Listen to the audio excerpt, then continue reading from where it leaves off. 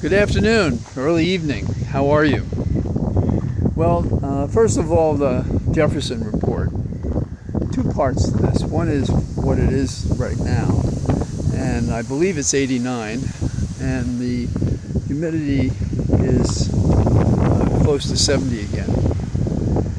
The wind, and there's actually wind down my path through the cathedral of trees.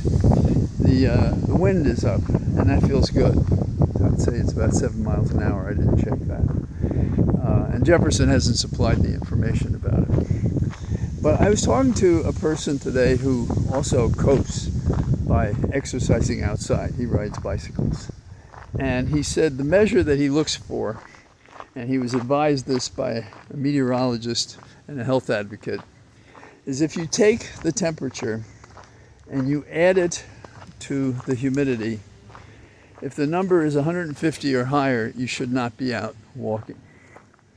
Now, I'm really close to that number, and the other day when I had a temperature of outside of 87, it was really 97. If you added the humidity, it was a little bit over 150. And today it's close as well.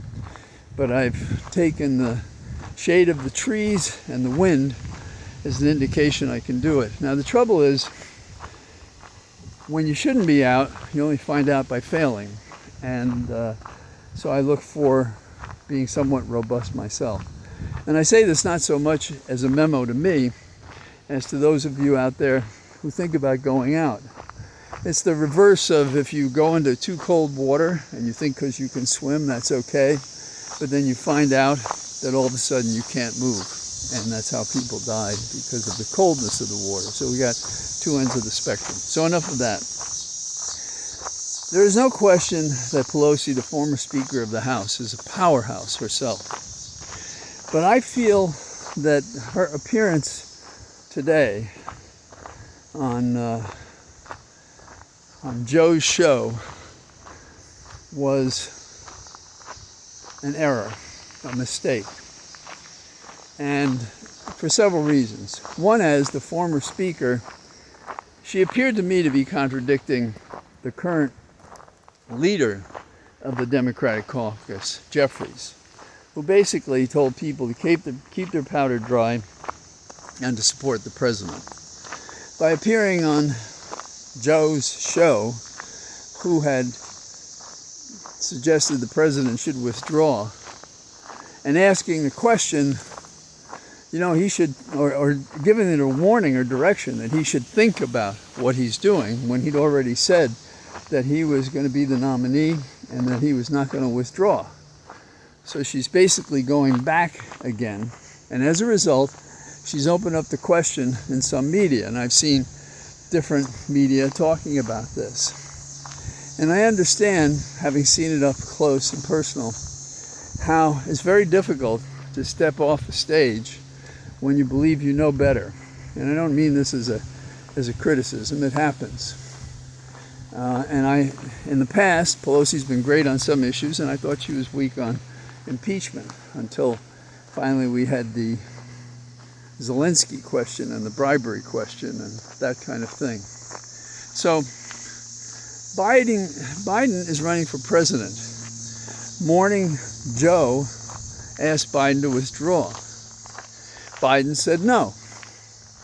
Now, Pelosi is suggesting it's still an open question, but Biden has said no. Cooney an actor has said Biden should withdraw. No. Maybe George should stick to acting. Maybe he's getting too old to be an actor. Maybe he should step off the stage himself. The only person who can make these definitions is the person himself. And I had an opportunity to see Strom Thurmond when I worked in the Senate.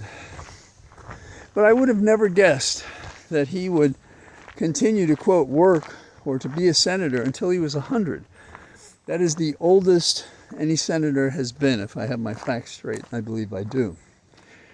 And we've had others talk about their age. Of course, the president is a job like no others. And that's something to keep in mind. Now, Representative Smith, he's turned this into Smith du jour. Every day he goes out there and he says, you know, the fact that some people are deeply concerned, that means that Biden should withdraw. No, it doesn't mean that. An election is something to be concerned about, with or without the debate and the question that Biden had about his performance that day. So the people are concerned when it's subjective fear or concern. It's not enough to have a candidate withdraw. The presidential race is always a nail-biter. And what were the primaries about if they weren't to answer questions? We have all these people who have exercised the franchise, and people like Smith would just throw it out the window. And some take umbrage at the use of the term elites. Well, it's an elite to think that you, one member of Congress, find that Biden should leave the arena. Why? On your say-so? And, you know, it's a two-shot thing. Oh, Biden, you've been great, and you're a wonderful person, and you have a great history and so forth, but, you know, we think you're played out, and you should step down. Well, I support in each and every way that I think I can Biden running for the presidency. There is no plan B. There is no person who can step in and run. The only person of all the people that we know who's ever beaten Trump, the only person is Biden. That was his job in 2020. He understands his job, and he understands it now in 2024. And to have a hope and a prayer that somebody is going to come out of the mist and be able to win without having been exposed and organized, and to do it on 2 months' notice is a pipe dream. It's not going to happen.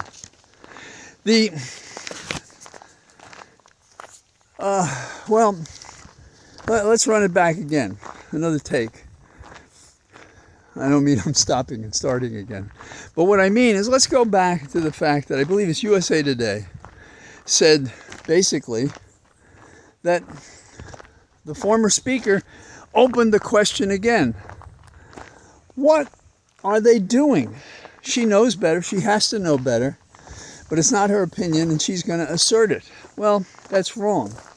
Consider what else was going on today. The Executive Council of the AFL-CIO, the largest federation of trade unions, hosted Biden appearing with them. So who do we think has got this right? The unions, all of those unions who remember that Biden walked a picket line? My grandfather, if he were alive today, you wouldn't be able to stop him from supporting Biden. As long as he's got a heart beating, he would support Biden over this criminal Trump. Vote for the good man, not the con man. That should be the measure. Vote for blue, not red. That's another measure. And when Biden came to meet with the unions today, President Schulter said and shouted 4 more years, and soon the whole place did, and they were cheering and they were shouting. Who is going to get that kind of support? Who can go the distance? And I don't think there are any candidates who can do that, much less the one who would be chosen. And the only person who could be chosen without causing more unbelievable chaos than we can imagine now is Kamala Harris. And, you know, the temptation must be great. The people are knocking on her door and pushing her to say things and to authorize, I'll bet, I don't know this, authorize a consideration of her. You know, if Biden withdraws, would you take on the task? That kind of thing.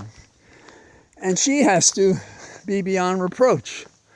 She has to avoid that. She can't do that.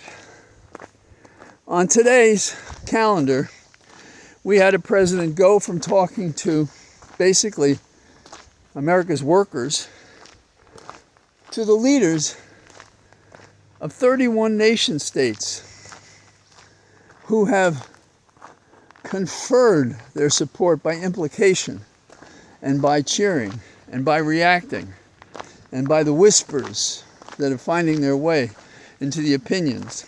And Biden today was in working sessions. And when those were done, he went with the newly elected Prime Minister Starner back to the White House. That's what a president does. This is the advantage of a president. But to have the party, our own party, the Democrats, sniping at Biden while he's talking to labor and while he's in a setting with 31 nation states having pulled together NATO, a group that he supports that Trump does not. That's great leadership. That's why we want Biden elected. So we have to push back again.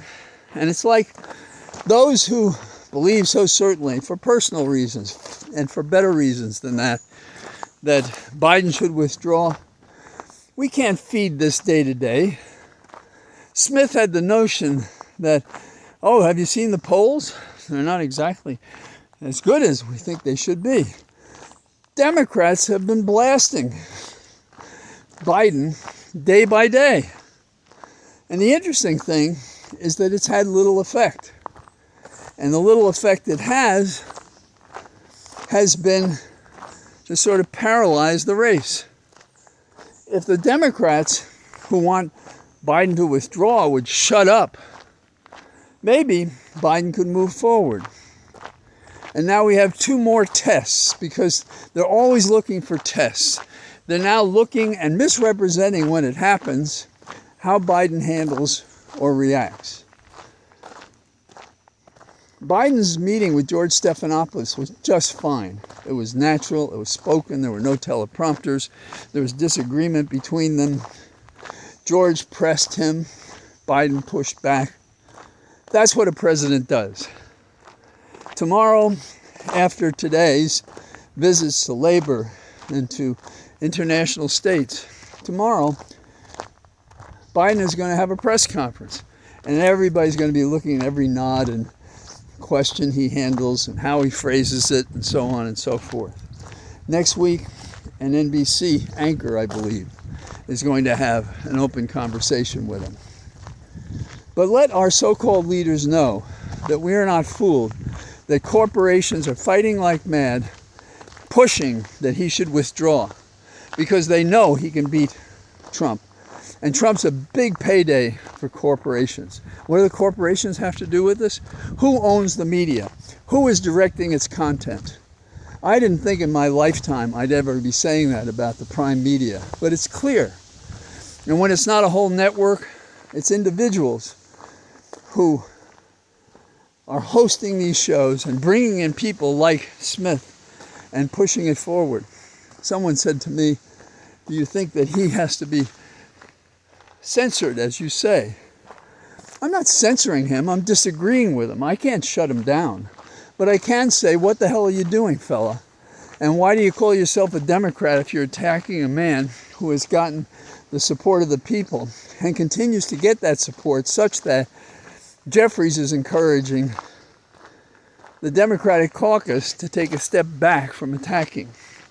So, that's what I see today. And we'll see how things go tomorrow. So, welcome to my very warm Cathedral of Trees. And if it's below 150, I'll be out tomorrow. Bye-bye.